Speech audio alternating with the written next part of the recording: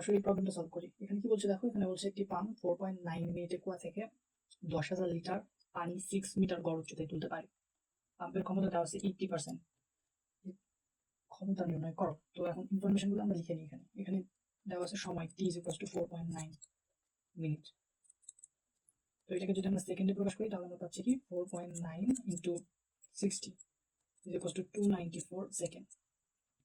আর এখানে দেওয়া আছে কি দেখো, পানির ওজন অর্থাৎ 10,000 লিটার। এটাকে আমরা লিখতে পারি কি, আমরা কি জানি 10,000 লিটার = 10,000 কেজি। যেখানে 1 লিটার = 1 কেজি। এখানে দেওয়া আছে পানির উচ্চতা h = 6 মিটার। পাম্পের ক্ষমতা দেওয়া আছে 80%, অর্থাৎ ইটা দেওয়া আছে 80%। এটাকে আমরা লিখতে পারি 0.8। তো এখন আমরা কি জানি, আমরা জানি ইটা = P আউটপুট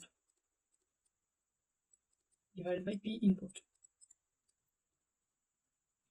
অর্থাৎ প্রদত্ত ক্ষমতা এবং প্রাপ্ত ক্ষমতা। তো এখান থেকে আমাদের বার করতে বলছে যে P ইনপুট অর্থাৎ প্রদত্ত ক্ষমতার মান। তো P input = P output divided by কত, ইটা। তো এখানে P আউটপুট কত আসলে বার করি। P output = mgh divided by T। তো এখন যদি ভ্যালুগুলো বসাই দিই আমরা পাচ্ছি কি দেখো, m এর মান কত 10,000 কেজি, ইন্টু g এর মান 9.8, ইন্টু h এর মান কত দেওয়া আছে দেখো 6, আর t এর মান দেওয়া আছে 294। তো এখন যদি আমরা ক্যালকুলেশন করি আমরা পাচ্ছি কত দেখো, আমরা পাচ্ছি 10,000 ইন্টু 9.8 ইন্টু 6 ডিভাইড বাই 294, আমরা পাচ্ছি 2000 ওয়াট।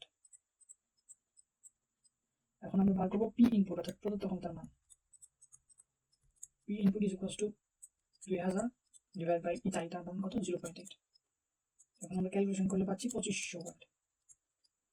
তো অর্থাৎ প্রদত্ত ক্ষমতা হচ্ছে 2500 ওয়াট। এটা হচ্ছে আনসার।